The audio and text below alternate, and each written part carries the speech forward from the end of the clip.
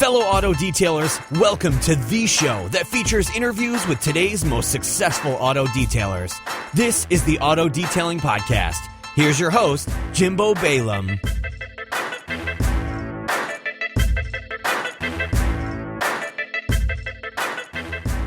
Hey guys, today I want to tell you about my new employee. And the best part about this employee is I don't have to pay tax. In fact, this employee is a write-off. I don't have to pay workers' comp or any of those additional fees from this new employee. You know why? Because it's all based on the cloud. Instead of a human being, it's actually a software that works with me to follow up on stuff like email marketing, lead generation, opportunity management. BPro by the Better Software Company is the #1 all-inclusive small business management solution. Customer revenue is the lifeblood of any small business, and that's why BPro comes with a variety of features to help boost your business, including the things that I've already talked about: email marketing, lead generation, opportunity management. BPro will remind you when a customer's likely ready to buy again from you. So all those quotes that you've been giving out and never following up on them, BPro is going to make it easy for you to follow up on them. How about email marketing to your current list when times get slow during the winter times? You can keep revenue coming in with BPro. BPro has everything you need to run your auto detailing business in one easy-to-use solution.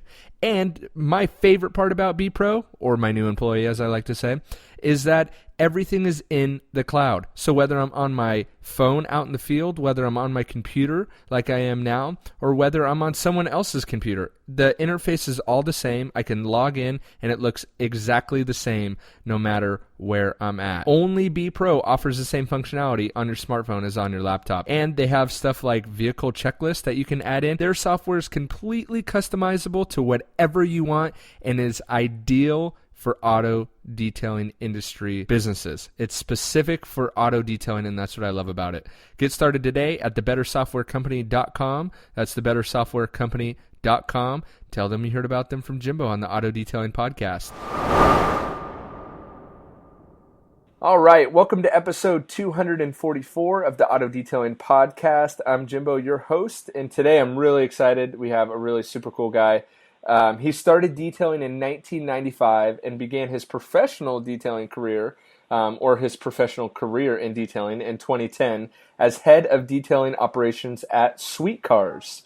He created a new market in the area for detailing and has continued to grow the detailing part of the business at a rate of 30% per year.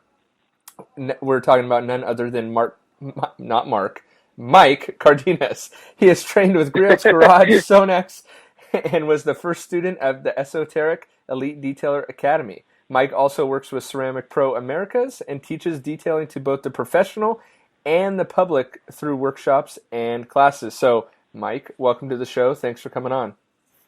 Thanks, Jim. It's nice to be on the show, man. I'm glad we finally, after 10 minutes of technical difficulties, could figure it out. I think it was my end, but it's always something, you know? We'll say it's your end, but that's okay. Yeah. That's fine. I've only done 250 of these and still can't figure it out. Right. So that's the kind of operation I have going on. 300 is a charm. Yeah. So. Maybe I'll figure it out then. Right. So, awesome. Mike, for those people that don't know who you are, give us a little bit of background. In the intro, I stated that you started detailing in 95, but didn't start your professional, quote unquote, professional career till 2010. So fill in the gap there. Tell us what you were doing, why you started detailing. Kind of give us a background for that. Sure. I think it's like everyone. When you're a kid, I was kind of the guy that was elected as a kid early on to detail everybody's car. I was detailing the family's vehicles, all that kind of stuff, Mm-hmm. And I've always had a passion for vehicles, for cars. And growing up, detailing just was something that just kind of came as part of that.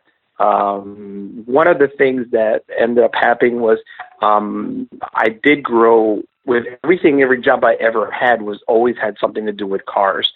So whether that was working for General Motors, building them, or working for Mike's Car Wash, washing them, or Sweet Cars now, it's always something that's automobile related. And that's something that never went away. So I've always had something in relationship to cars. My career with before Sweet Cars, I worked actually running Mike's Car Wash is a big company here as far as automated car wash. And obviously, as professional detailers, we are very not into automatic car washes.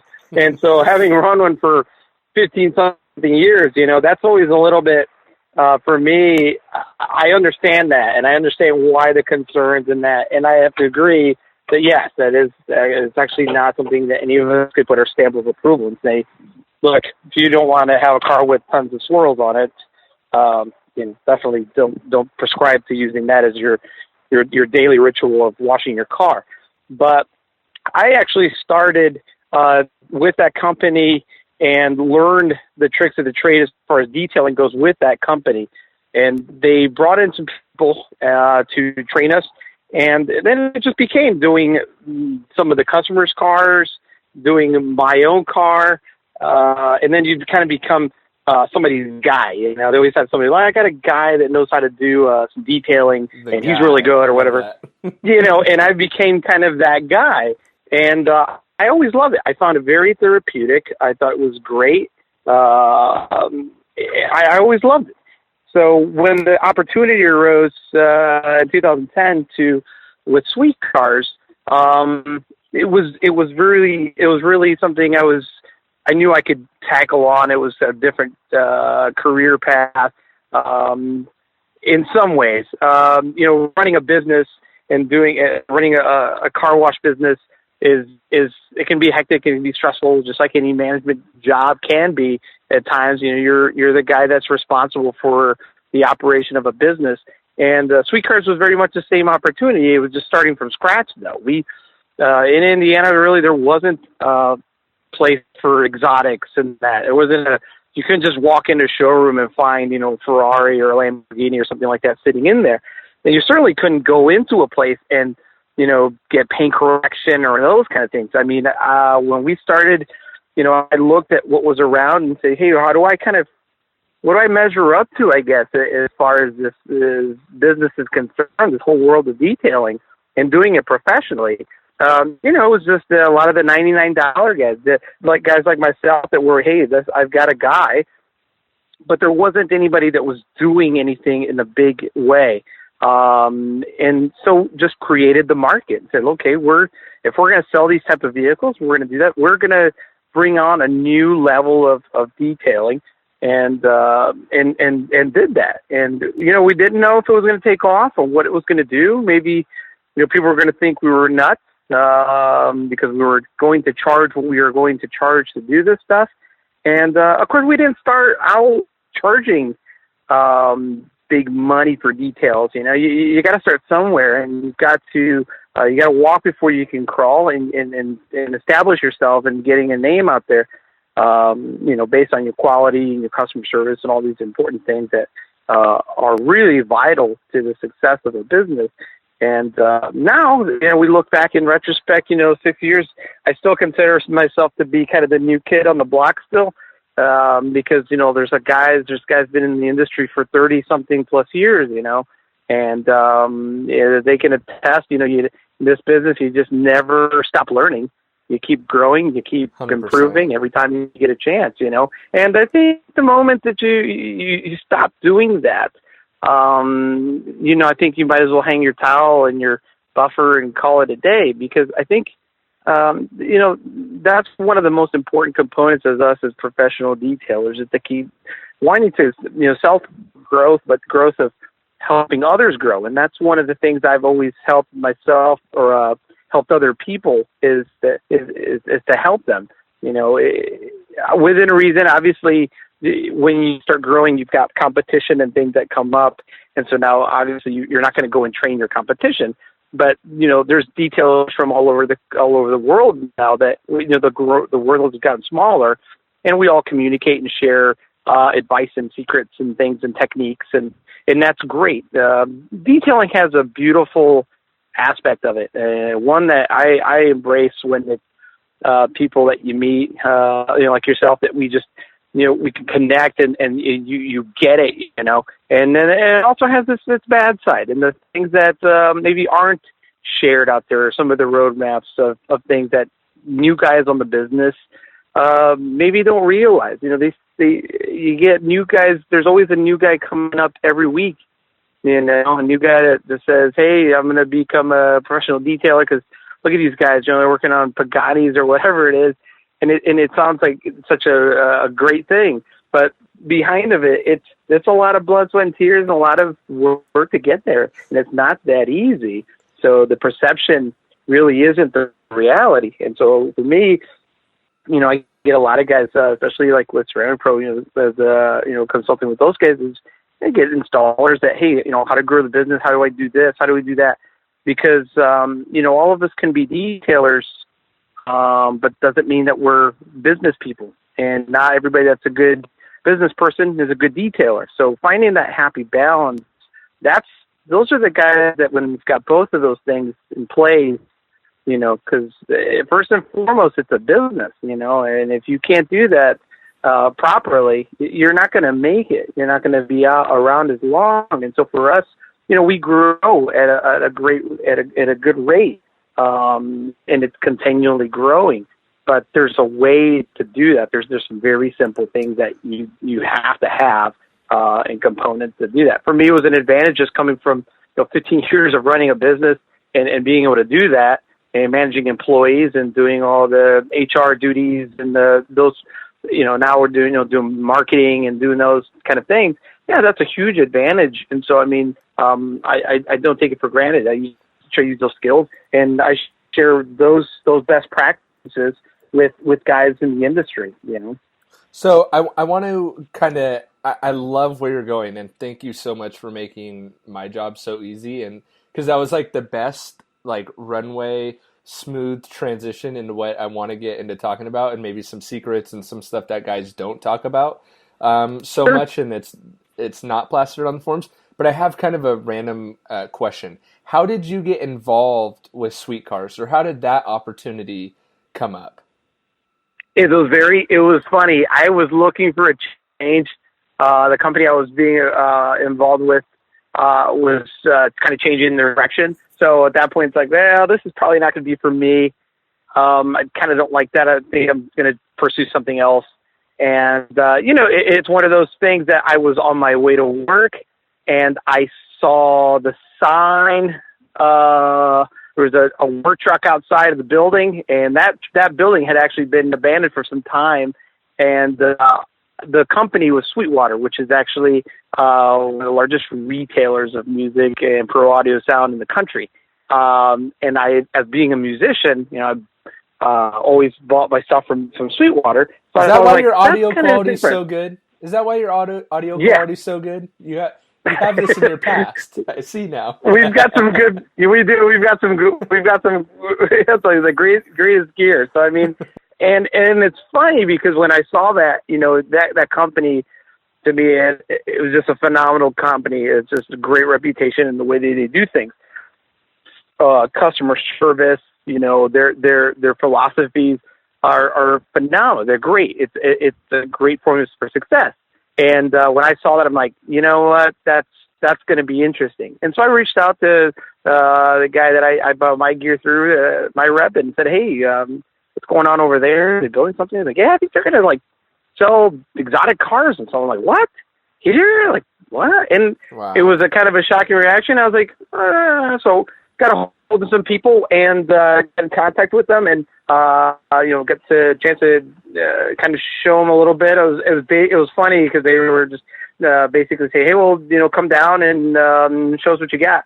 And it wasn't detail that really landed me the opportunity. It was more of, I think, just the way that we connected, and we kind of had that same vision of, I think we're on to something here. We really want to make it work. And I was just excited because it was great. And I loved a good challenge like that and having kind of that entrepreneurial spirit, because the job that I was with at the time was, you ran the place like it's your own. And, when you do that, you've got a little bit more thick at it. You work a little harder at it. You have more passion. And so that was something was great. It rekindled the fire there that's still burning and continues to burn. So, it's that's how I got involved with Sweet Cars. The rest, I guess, as they say, is kind of history. You know? Wow. So is Sweetwater still the parent company of Sweet Cars, or have they since branched off to be separate? No, they're still that is the parent company. Oh wow, cool, very cool. Okay, so it's a very unique situation because most guys that I talk to, you know, they're almost everybody that I talk to, it's their shop. You know, they're the shop owners or the guys that are doing it. And for me, it's very different because we're running it just like their shop. However, it's just the situation is a little different because it's owned by a parent company. We still, but it's a very very still small business. You know, we still think of as look, we don't want to rely on the success of our parent company to try to keep us going. No, we do it on our own and work to doing that. And so, you know, the same elements are the same, you know, as far as somebody that owns their own shop and someone like myself. And so we're, you know, so working a lot of the same things. We still have the same battles, the same you know, all those kind of things that we run into. It's very much the same. It's just a very different situation, you know. So I'm totally taking us off track, but I'm trying to figure out why Sweetwater wanted to get into cars. So did the owner of Sweetwater was like cars his passion? And so he wanted... Yeah. Okay, that's what it was. Got it. Yep. Okay. Yeah, cool. So he's got a passion for automobiles, and so he went to try to find the most crazy car people, passionate people he could find. Wow. People that would share that vision. And so, you know, all of us that work there are really into it. I mean, that's part of who we are. It's kind of in our DNA, so to speak. You know, we live and breathe it, and it's not something that we're just doing it because we think it's cool or anything of that. As any guy that, you know, or person that works with those type of vehicles will tell you, you know, you do get kind of used to that, and you do get callous to it. And people think, oh, it's got to be, you know, amazing to work on it. It is. And at first, it's nerve-wracking, like anything. I think everybody remembers the first time you work with something that's, you know, kind of that really cool, super cool car. But after a while, you know, you do become accustomed, and it's funny what you get used to. So. That is true. That's hard because I've worked around some, and I've explained this on the show before, some really high-end classic cars, Porsche 356s specifically. And it's like, I remember one time working at they were a small restoration dealer kind of shop, and I was doing their detailing, and at first that shock value of like, oh my gosh, these cars are so amazing, you kind of get like accustomed to that. And then it was weird for me after working there for a couple years to like see these outside people come in and just be drooling over these cars that I was like, oh yeah, like, oh, that one, yeah, whatever, like the blue one over there, yeah. Cool, like whatever, you know. And so that's it, but it's hard to balance that. But anyway, I want to get into... It really is. You can add more to that if you want. Oh, no, you're fine. Yep. Okay, cool. So let's get into a few things that you see don't get talked about a lot, either on the Facebook groups, the forums, or just in general, that happen in the industry. Sure. You know, I think forums are great. You know, I think for me, when I was starting out in it, they weren't the way they are now. There weren't so many groups in that. But, you know, when you're first starting out, you know, putting myself in the shoes of, okay, I'm going to do this. I need information. I don't know what to charge people. I don't know what I should be doing. I really don't know. Right. And so you look for some of those things, and forums are one of those things that are available that you can go into, but they're a tricky thing as well, because you got a lot of egos, you got a lot of self-proclaimed super experts, and guys that just, you know, I mean, that really, it's a wrong way to go about it. So when you're the new guy or you're looking for new information, it's kind of hard, and it's hard to know who to trust and who's giving you the proper information when you don't have anything else to compare it to. Obviously, with experience, you're able to say, well, okay. But there's a lot of people that get pretty loud on forums or on social media, and You just got to be careful what you say on those things. You never know. Especially with the internet getting so much bigger and a problem with the mass amount of information available. Even now, I was talking to Darren Priest about this one day. I'm like, dude, sometimes I'm in these Facebook groups, and I've been doing this, running a business for 8 years. Like, I know what works, what doesn't for the most part, not all the time, but for the most part. And I'm like, I read some of these things in the Facebook groups, and I start second guessing myself when I know some of the stuff is wrong. So I couldn't even imagine. And that was part of the motivation. Sorry to interrupt you, but part of the motivation behind starting this podcast and bringing on people like yourself is like, man, I got to try and flood out this crap and give as much good information as I can, because it sucks for the new guy. Yeah, it really does. And it was funny, you meet people in the industry, and I really, sometimes I envision it as when you're first day at school and you're seeing this group of people and you're thinking, okay, those are the cool kids. This is the guy I'm staying with in that crowd. And, well, I don't know what they're smoking, but okay, I'm not going over there. So you kind of look at that on a social media scale and try to look at who's in there, and then you say, okay, that's my kind of crowd. I think these guys are, okay. And you reach out to them, and they reach out back, and before you know it, I mean, there's phenomenal, great friendships that I've built in the last 6 years of people that they're very close friends, and we share the same passion. We talk about all the new things and that, but you can trust them. You know that that each other, you're giving yourself the right thing. You're not having to brag about it and say, oh yeah, just hold on, let me move the keys to the Bugatti over here. Oh yeah, what did you want today? Let me ask you. It's not about that. For us, one of the things I see all the time, it's neat. Hey, all guilty as charged. All of us will. It's neat to post a really cool car that you're working on and say, hey, that's kind of what's cool. It's up to, But when other people see that, other detailers, things like that, obviously you get some people and like a new car comes out. Let's just say, I don't know, if Lamborghini was to put out this ultra super duper car with like Ferruccio's like Lamborghini's blood in the paint or something silly, there's always going to be the first guy that details that car. There has to be. And the owner of that car that took ownership of one is going to look for somebody, or they may not, to detail that car. And so then you'll have the one guy that is lucky enough, lucky, sometimes I say that because, cars are not all as fun as what people make them out to be the first guy that does it, because sometimes they're kind of a nightmare. And that's something we don't talk about on social media. And so sometimes you'll have the first guy that does it, and then, it gets blown up everywhere. And then you have, obviously, the haters and then that kind of thing that happens.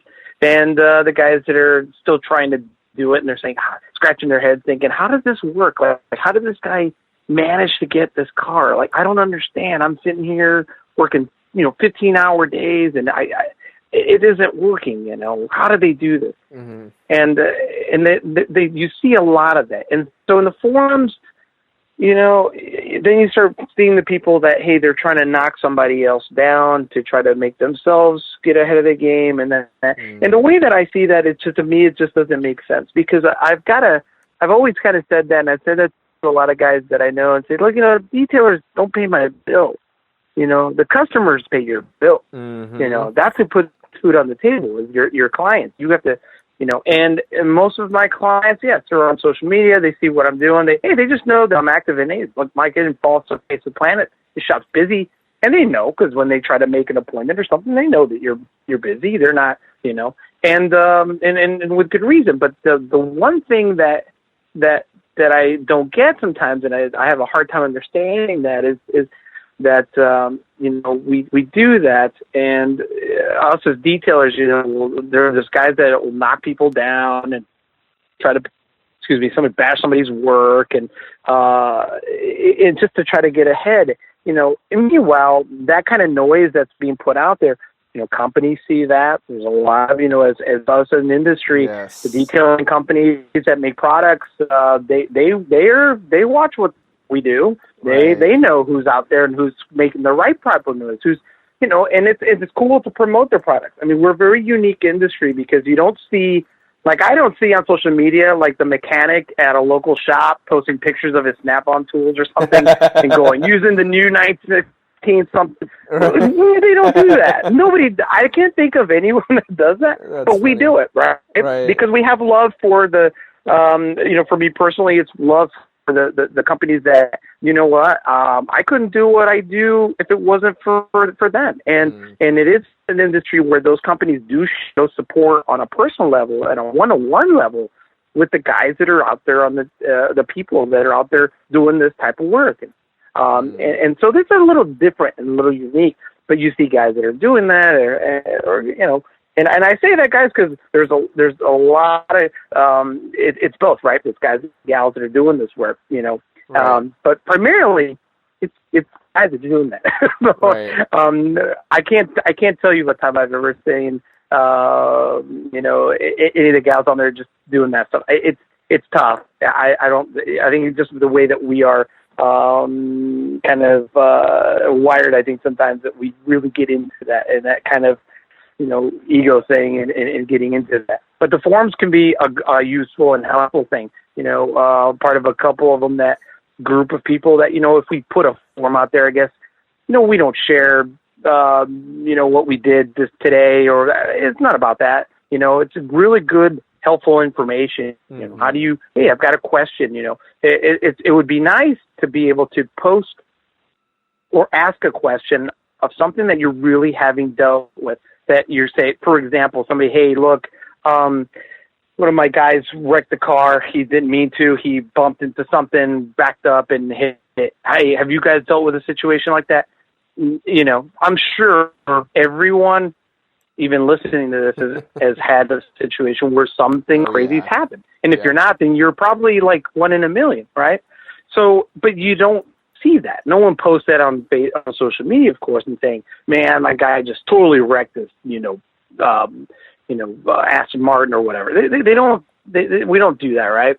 But there is things to be learned, and sometimes we can learn from people's mistakes. But you don't see that on there. It's not something that is taught. We do. I do clinics and some workshops. I've done some for, there's professionals there, and I teach them stuff. Hey, look, things are going to happen. That's why you've got to have best practice. You got to keep focused. Those are all the kind of things you have to keep in mind, and, a lot of simple customer service related things. I see a lot of things online sometimes that I'm like, wow, I'm floored. And some of the dirty things that happen that people do to try to get ahead in the business. They see people that are established and they're doing really well, and they're saying, look, in order for me to compete with this guy, I'm going to have to really do something, and whatever that is, I'm going to do it, whether it's right or not. And that's pretty sad. But yeah, you look around in forums sometimes, and there are some good threads and some good things that people will post something, and there's other ones that you're just shaking your head. And let's just face it, a lot of the public goes on some of these groups that are public, and they join them because they're detailing enthusiasts, and they see this, they see kind of what's going on.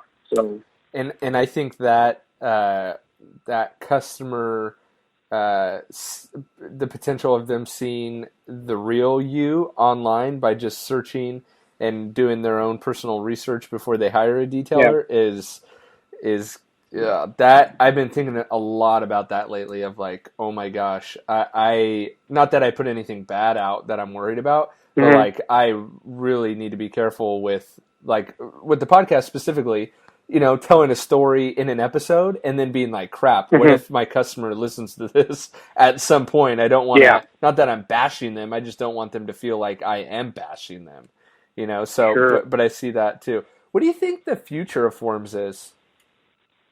Like detailing forums? I think what's going to happen, I think a lot of us that have been in that industry for a little while now, that we've kind of grown tired of some of that stuff. I think a lot of us are just going to start these private ones. I'm already a part of a couple of them that this is just a private group, right? And and it's I don't want to call it a safe zone because that's like the wrong term to use, but it's a place that you can actually vet and do that, and no one's going to criticize, no one's going to judge you, no one's going to no one's there to compete, no one's there to outrank anybody. It's just an open, equal playing field. There are no ranks. There's no. I think it's going to go more to that, and the reason I say it is because I'm already seeing it where there's a lot of them, and I've seen some where I get invited to groups, and then it's switched from public to private, and as soon as that happened, it's because somebody got on there, started getting a little too rowdy on the forum, and look at me, I just want everybody to know that I'm like the best guy ever, best detailer ever, and you guys are just don't know what you're doing, and I'm here to tell you how it's done. And you know what? No one wants to hear that, in that case, why bother? And that's why I'm seeing a lot of it. I think that's going to be the honestly the future of it. I really think sometimes it's going to head that way. I may be wrong. I hope things would somehow just transition. I think the industry changes all the time. It's amazing to me how fast it really changes. It can change within a week. Next week something huge might come along that just changes the game completely. And then now that's the new topic and that's the new thing. And, it happens that quickly. Totally. What was one thing that as you got started running Sweet Cars, like one thing that either happened to you or that kind of was an epiphany that you had never read on any form or no one had ever talked about? Do you remember, was there one specific instance that really popped out to you like, holy crap, no one told me this? No, I think I've had a lot of aha moments. That give us one of those. Yeah, give us one of those. Came to myself. One obviously was social media. So the impact that it had, it really, it can really make or break the business. Can you give us a story of that? You know what? I remember we did a car one time and we posted that vehicle, and just like you would on your page and that, and you put it on there, and you just don't know what it is and who's going to see this, right? You're just hoping that it's going to be something really cool. Look, this car came into the shop and we did this. It's really neat. And then you just don't know that soon enough you're getting a phone call from somebody else that's looking at what you just did and said, look, I want that too, and I want you to have my car do that.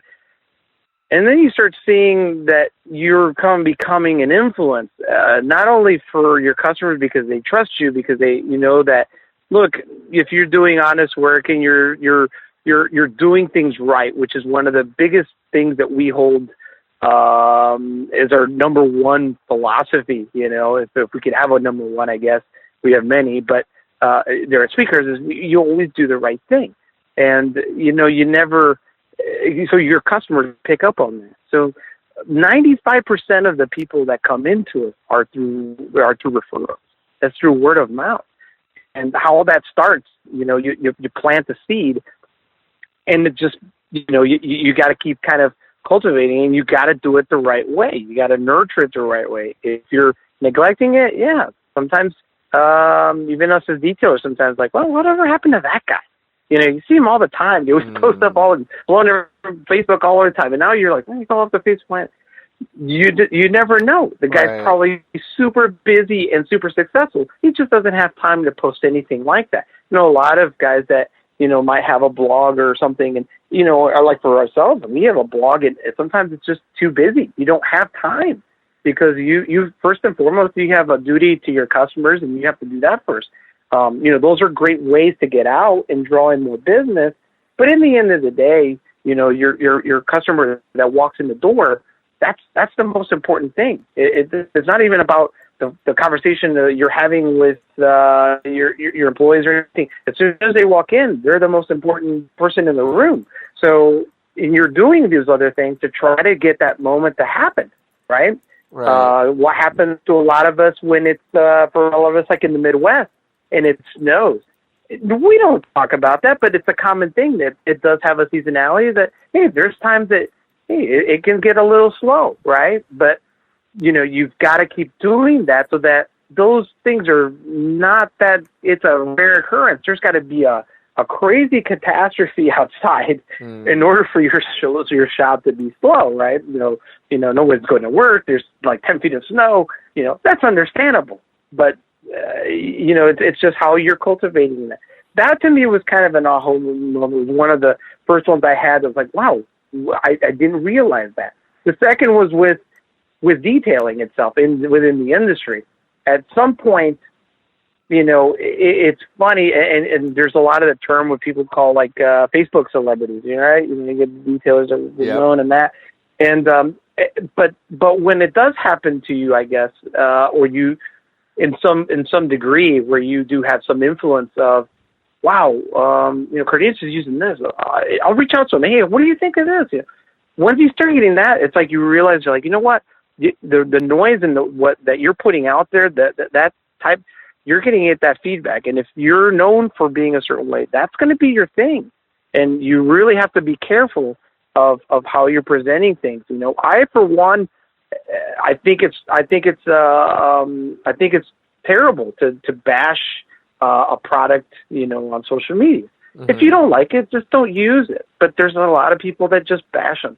You burn a lot of bridges. I don't think in business, that's a good way to do business. I think you want to build as many bridges as you can, because you never know when you have to go back that pathway again. Exactly. We saw a lot of that with rotaries and the DA. When the DA kind of became the king, what happened? Everybody started bashing on rotaries, but guess what?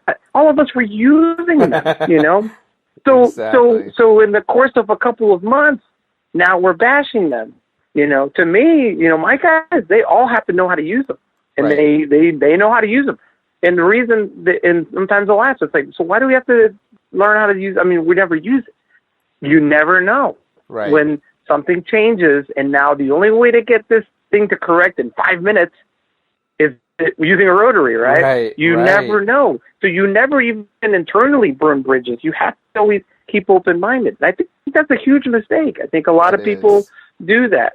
Brand loyalty is another one. Hey, I've got a lot of brands that I promote and I support, and I'm very loyal to, but I don't bash the other ones. I if I don't like their product, I'm not going to use them, and politely, if they want me to use them, I just say, look, it's not for me right now. It's not what I'm looking to do, but I always keep an open mind. You never know. The company that you are using something may go south, and what do? Now you got to find an alternative. Exactly. So better to be the open-minded person that has great relations, that you can just go to that other company and say, hey, you know what? Remember I was with so-and-so? Well, it's gone south. And so, hey, now welcome you with open arms. Why not? You know where I saw that? So there's always this thing. Yeah, where I really saw that was eye-opening for me was with some guys I was just following on Facebook, some detailers and their companies, where in their coatings that they offered. And one day they were literally selling this X brand. It doesn't even matter the brand of coating, but they were selling X brand of coating, and it was the greatest thing on the face of the earth. And then literally like a week later, they were done with that company. It was the worst coating ever. They found a better coating that's even far superior, and he's calling his clients, or she's calling his clients, to get the old coating stripped off and the new coating put on. And I'm like, dude, that looks so bad, in my opinion. That is so bad. Yeah. Well, you do have a camp of detailers that just love products, right? They geek out on products. Which is great. If it was up to them, their cabinets are just huge, full of, the latest and greatest thing. All of us, in some degree, will try something. Sure. For us, we have an advantage because we have a retail store, so we sell a lot of that stuff, right? Okay. And typically, I handpick things that either I use in the shop at some point, or I use in the shop, or I maybe don't use them in the shop, but I use them. I can tell you about them. I know that I can, if somebody has a question about it. And that's a lot of different products. But we in our shop, when I show their detailers what we have, they go nuts because they're like, whoa, this is a really hold on, where's all your stuff? You saw this stuff up front, but this is all you're using? I'm like, yes, we keep it simple, stupid, we like to call it, because you don't have to have a bazillion products out there. You don't have to do that when you're only going to use here and there. It doesn't make you a better detailer. As a matter of fact, now you're not as efficient. Exactly. And gosh, you nailed it right on the head. And that's exactly what I was just going to say was sometimes I feel weird because it's like, well, I want to test out all these other products, but it's like, literally, I only need a handful of products to detail a car fine. Like, sure. you don't need a lot of stuff. No, I mean, we do religiously twice a year. We will go through all our stuff and just, we're not using this. Nope. And if we didn't use it in a while, all right, it was a nice try. Here we go. And not bragging or anything, but a lot of us get products from companies that they'll send us out. We'll try it. Maybe it's beta testing something, and you tried it, and you're like, it worked all right, but we like this better. Right. For instance, for us with products, product A came out, right? It's a new compound, and it's all okay. All right, so we'll bring in product A, a bottle of it, and try it. I'm not the one that just tries it. In my shop, it's a team effort, right? So it's not like, well, Cardenas says we got to use this, so we're going to use it. Right. It's all of us are in together and say, look, have you tried it? Yeah. Have you tried it? Yeah. What do you think? Is it good? Yeah. Is it good to replace what we currently have? It is. Okay. What did you think? Well, I didn't really like it. I really like this other one, but it was really a very, very different way of doing that. And then most of the time we're replacing products that we've already used. But the way that we're doing that is also when we're selling them, a customer might walk in and say, hey, I thought you guys like product B so much. Well, let me tell you this. We do still like that. It's a great product. But this one does this and this. And so this is why we're going to it. So you're not bashing it when you're just selling them on this one because this is why you like to use it. Where a lot of people go about it the wrong way. Oh, that stuff sucks. It's horrible. We're done with that. Okay. And so your customers, after a while, will get used to or will get sick and tired of it. I'm like, man, so what's new? Is this a new thing? Whatever. So what's good now? I don't know. I mean, you're changing. The last 6 months ago, you told me this was like the coating to have, and now you're telling me this stuff is. And that's to me is one of those things that, like, there's zero loyalty. So as a company, if you're selling a product and these guys are saying, yeah, I'm on board. I'm gonna sell this all over the place, and I'm gonna get on dealerships and start doing this, and you talk it up, and then 6 months later they're like, hey, that company's probably sitting there like, this guy bought a bottle in months. I happen to all the enthusiasm, and then you look on social media and they're like, oh, I'm using XYZ product, and they're like, what the heck happened? Like, I thought you were like, so now it's this, and then 6 months later it's like, what happened to XYZ? Now they're using this one. And I've always had this kind of, and it probably sounds bad, but I've always sometimes considered that group of being kind of like bees, right? They just go from honey spot to honey spot, from flower spot to, like, oh, that's the sweetest thing. Yeah, and then there's a group of people that follow that. And maybe there's an influential bee, let's just say, that they'll follow that person and they'll wherever they use, and hey, that's what I'm going to do, and that's what I'm going to use. Oh, you're not using that anymore? Yeah, I'll use whatever you're doing. And I think that's wrong, because really, when you look at it, when you're trying to build your business, that works against you, because you're focusing on this other crazy stuff that your customers are kind of in a whirlwind, like, what are we doing? Like, what are you offering now? So what's good? Look, I just want my car detail to look good. Right. so I don't understand. And especially when, we're talking about, like, coatings being the next big thing in the industry. I don't know about where you're at, but where I'm at, people are very confused about what a coating is and what it can offer. It's getting less like that because they're becoming a little bit more mainstream, but people are very confused about what a coating is and what brand would be perfect for them, And so if you add on top of that, switching, whatever product you're using from week to week or month to month, or it could throw them, to your point, it could throw them into an even deeper spiral of, like, I don't even know what to do anymore. They're like, I just want shiny tires and clean windows.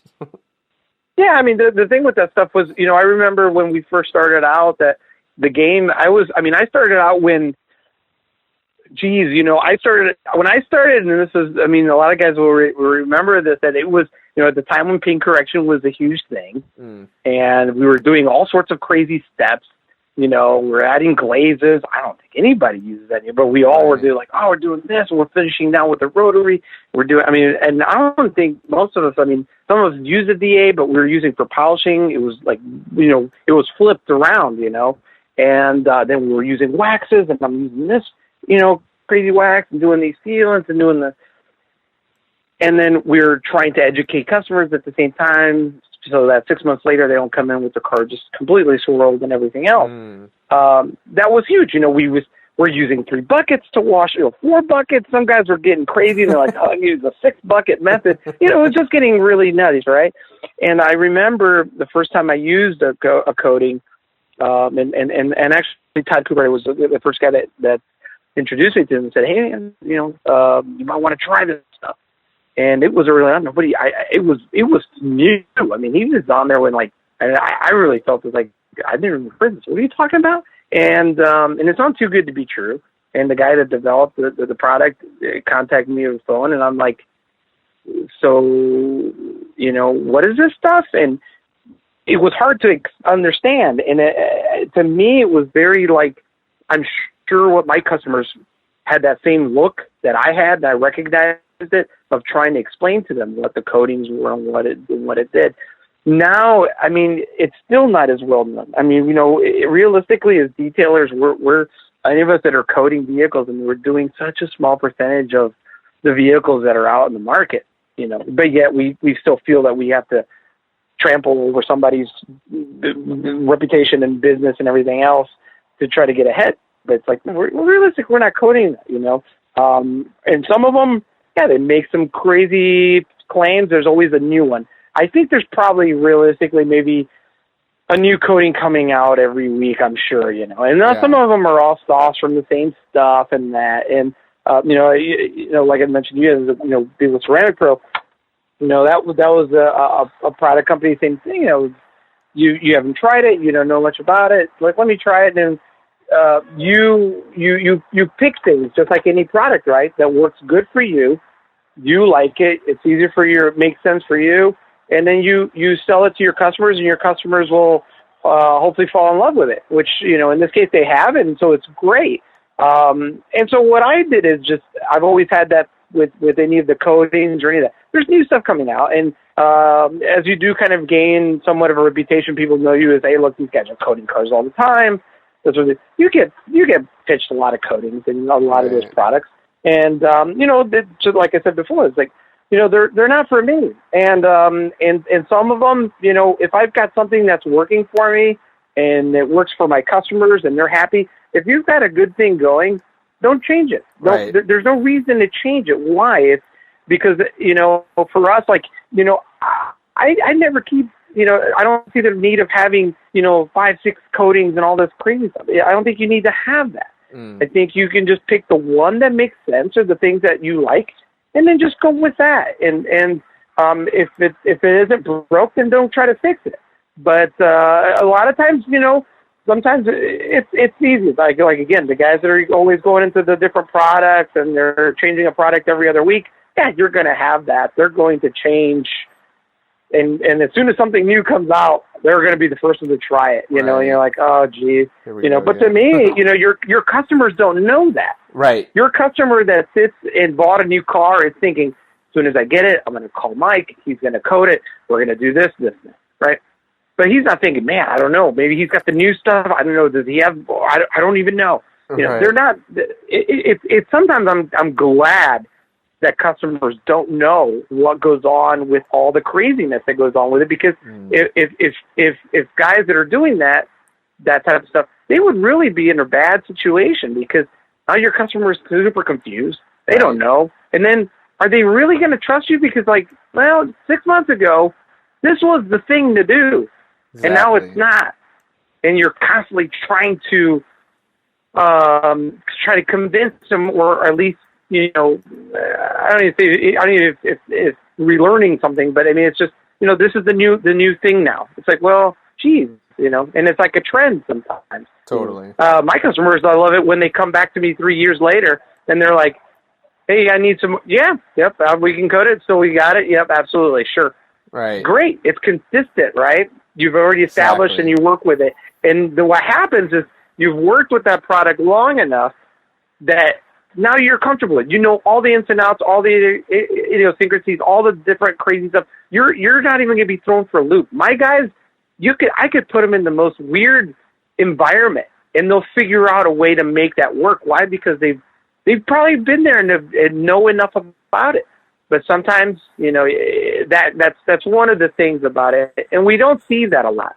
We all pick up on it. We all see that going on, but we don't. You don't discuss it. You don't talk about it in a good way. I'd love to have a forum somewhere, like a good, kind of a conference thing where you kind of talk about those subjects. I think some of that stuff would help the growth of the industry. There's a lot of great things that happen with it, beautiful stuff that happens with it, but some of the stuff it just makes it a lot more complicated and tougher to just keep moving forward. Wow. Well, we've gone way over what I originally told you.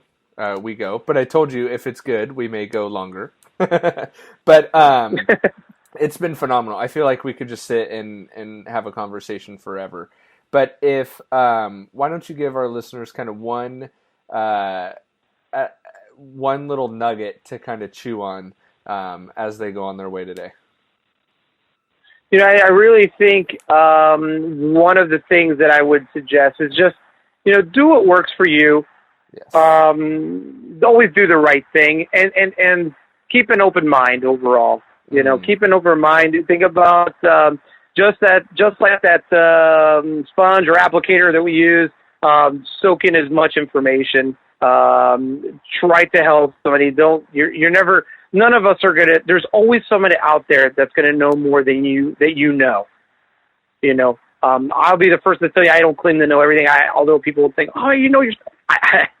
No, I mean, we never truly know. And the guys that have been doing it for 30-something years, they'll be the first one to tell you, you know what, I don't know. But the person that doesn't know is the person that comes to you and says, yeah, I've been doing this before you were alive, and I clay and all that stuff, and I can show you how to. Okay, well, that's what you don't want to be. Exactly. They're not a sponge. They're not soaking up any new information. They're still stuck back in whatever it is that they were stuck in. And they think that that's the way to do it. So that's my closing advice, I guess I would call it. I love that. I couldn't agree with that more. And if people want to connect with you, see what you're doing, how can they follow you and see all the amazing cars that you're coding every day? Facebook. I'm on Facebook. So you can look me up on there. The other thing is through our website, www.sweetcars.com. You can look up our blog. Our blog is essentially our detailing page, and we post a lot of the work that we do on there. Like I said, sometimes it's just, just too busy, and it's hard to post everything on there that you like. But that's a way they can get a hold of me. Cool. I love it. Thanks for coming on the show, Mike. All right. It's a pleasure.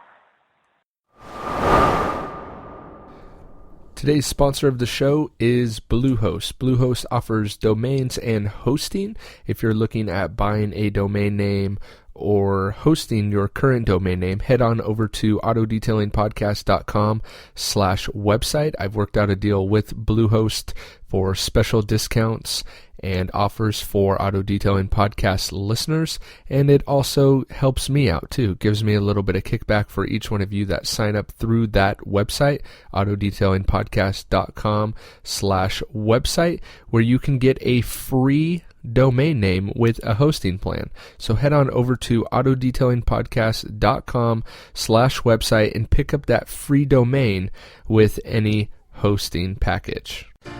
Thanks for listening to another episode of the Auto Detailing Podcast. Head on over to autodetailingpodcast.com for full show notes and links of everything that we've talked about today.